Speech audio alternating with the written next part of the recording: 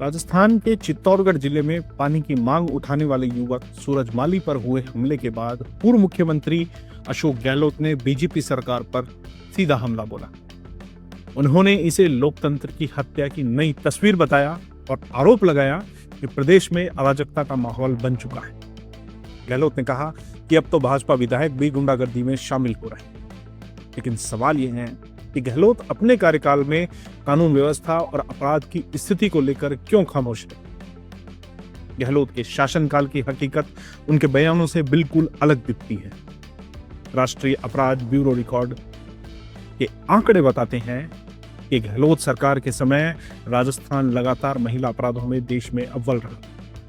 Rape के मामलों में हर दिन औसतन 17 से ज्यादा केस दर्ज होते थे। यह स्थिति तब थी जब मुख्यमंत्री खुद महिला सुरक्षा का सबसे बड़ा पैरोकार खुद को बताते। शिक्षा व्यवस्था में भी अराजकता का आलम रहा। रीट पेपर लीक कांड ने लाखों बेरोजगारियों का भविष्य अंधेरे में धकेल दिया। इस घोटाले में सरकारी तंत्र की सीधी भूमिका सामने आने के बावजूद गहलोत ने इसे मामूली घटना कहकर टाल दिया। पेपर लीक पर उनका बेशर्मी भरा बयान आज भी विद्यार्थियों के जहन में ताजा है। उन्होंने कहा था, पेपर लीक हर राज्य में होते रहते हैं, यहाँ क्या नया। यही वजह थी कि उनके कार्यकाल में छात्र लगातार सड़कों पर उतरकर न्याय की मांग करते रहे। कानून व्यवस्था की स्थिति का अंदाजा इस बात से लगाया जा सकता है कि जयपुर, जोधपुर और कोटा जैसे बड़े शहरों में गैंगवार और गोलीबारी की घटनाएं लगातार हुई। जोधपुर, जहां से गहलोत खुद विधायक थे, वहां भी गैंगवार में कई लोगों की जान गई, लेकिन मुख्यमंत्री वहां भी सुरक्षा व्यवस्था देने में विफल रहे। दलित और कमजोर वर्गों पर हमलों के मामले में भी गहलोत सरकार सवालों के घेरों में रही। नागौर, भरतपुर और बारां जैसे जिलों में दलित उत्पीड़न की कई घटनाएं सामने आई, लेकिन सरकार ने पीड़ितों को सुरक्षा देने की बजाय मामले दबाने में ज्यादा रुचि दिखाई। यहां तक कि कांग्रेस के भीतर से भी आवाजें उठी कि गहलोत सरकार दलितों के मुद्दों पर संवेदनशील नहीं है। गहलोत का दोहरा चरित्र बार बार सामने आता है। विपक्ष में रहते हुए वे भाजपा विधायकों पर गुंडागर्दी का आरोप लगाते हैं, लेकिन अपने कार्यकाल में कांग्रेस नेताओं पर लगे गंभीर आरोपों पर चुप्पी साध लेते हैं। लोकतांत्रिक हत्या का आरोप लगाने वाले गहलोत खुद फोन टैपिंग और विधायकों को तोड़ने जैसे हथकंडों में घिरे रहे। नतीजा साफ है कि गहलोत सत्ता में रहते हुए अपराध और अराजकता को लेकर खामोश और लापरवाह दिखे, जबकि विपक्ष में आते ही वही घटनाएं उनके लिए लोकतंत्र की हत्या बन जाती।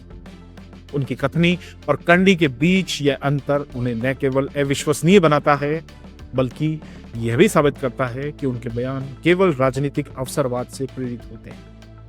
आइए आपको गहलोत राज के कुछ आंकड़े बताते हैं।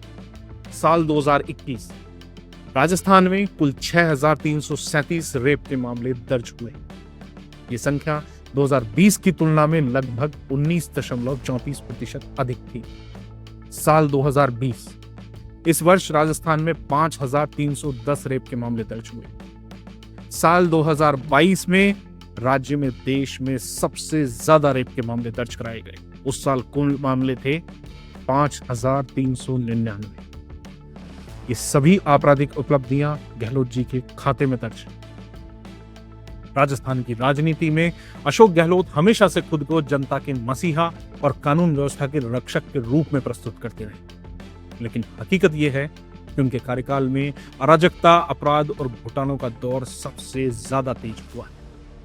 आज वे विपक्ष में बैठकर हर छोटी घटना को लोकतंत्र की हत्या बताते हैं, जबकि सत्ता में रहते उनकी सरकार खुद अराजकता का प्रतीक बन गई थी। आइए अब आपको उनके कार्यकाल की कुछ बड़ी आपराधिक घटनाओं के बारे में बताते हैं। करौली सांप्रदायिक दंगे। गहलोत राज में 2022 में करौली शहर में हिंदू नववर्ष जुलूस पर पथराव हुआ और हालात इतने बिगड़े कि पूरा शहर कर्फ्यू में तब्दील हो गया। कई दिन तक इंटरनेट बंद रहा, लोगों का कारोबार चौपट हुआ। उस समय मुख्यमंत्री गहलोत ने प्रशासनिक नाकामी की जिम्मेदारी लेने के बजाय विपक्ष पर ही आरोप मढ़ दिए थे। ये वही गहलोत हैं जो आज एक युवक पर हमले को लेकर लोकतंत्र की हत्या का नारा लगा रहे हैं। गहलोत के गढ़ में ही अराजकता। 2022 में जोधपुर में खुद गहलोत का गृह जिला, वहां ईद और परशुराम जयंती को लेकर हिंसा भड़क गई। सैकड़ों लोग घायल हुए, पुलिस पर हमला हुआ और धारा 144 लगानी पड़ी। उस समय गहलोत ने मामले को दबाने और अपने क्षेत्र की शर्मिंदगी को छुपाने पर ज्यादा जोर लगाया। सवाल यह है कि तब लोकतंत्र क्या छुट्टियां मनाने इटली गया था? कन्हैयालाल की निर्मम हत्या 2022 में ही उदयपुर में कन्हैयालाल टेलर की जिहादी मानसिकता से हुई हत्या ने पूरे देश को हिला दिया था। अपराधियों ने खुलेआम हत्या का वीडियो सोशल मीडिया पर डालकर दहशत फैलाई।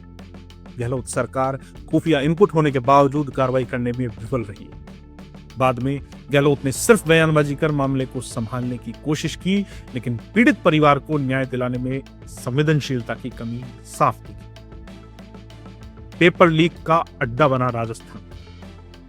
गहलोत राज के दौरान राजस्थान देश भर में पेपर लीक का पर्याय बन गया। रीट, एसआई, आरएएस, पटवारी, हर भर्ती परीक्षा लीक होकर युवक के भविष्य से खिलवाड़ किया गया। लाखों उम्मीदवारों का करियर दांव पर लग गया, लेकिन गहलोत के राज में कोई ठोस कार्रवाई नहीं हुई। आज वही गहलोत कानून व्यवस्था पर ज्ञान दे रहे हैं। राजसमंद में पुलिसकर्मी की हत्या। राजसमंद में अवैध खनन माफियाओं में एक ईमानदार पुलिसकर्मी की हत्या कर दी। खनन माफिया गहलोत सरकार के दौरान बेलगाम हो चुके थे और पुलिस भी सुरक्षित नहीं रह गई थी, लेकिन सरकार ने बड़े माफियाओं पर शिकंजा कसने के बजाय छोटे आरोपियों को पकड़कर खानापूर्ति की। यही वह अराजकता है जिसे गहलोत आज कन्वीनियंटली भूल जाते हैं। अशोक गहलोत की राजनीति का सबसे बड़ा सच यही है कि वे सत्ता में हों तो हर नाकामी पर चुप्पी साध लेते हैं और विपक्ष में आते ही हर घटना को लोकतंत्र की हत्या बता देते हैं। उनकी कथनी और करनी का यही अंतर जनता को अब साफ दिख रहा। चित्तौड़गढ़ की घटना पर बयानबाजी करते गहलोत खुद भूल जाते हैं कि उनके शासनकाल की असली अराजकता अपराध और भ्रष्टाचार ही भरी पड़ी थी। अंत में गहलोत जी के लिए राजकुमार का एक डायलॉग, जिनके घर शीशे के होते हैं उन्हें दूसरों के घरों पर पत्थर नहीं फेंकने चाहिए। जानी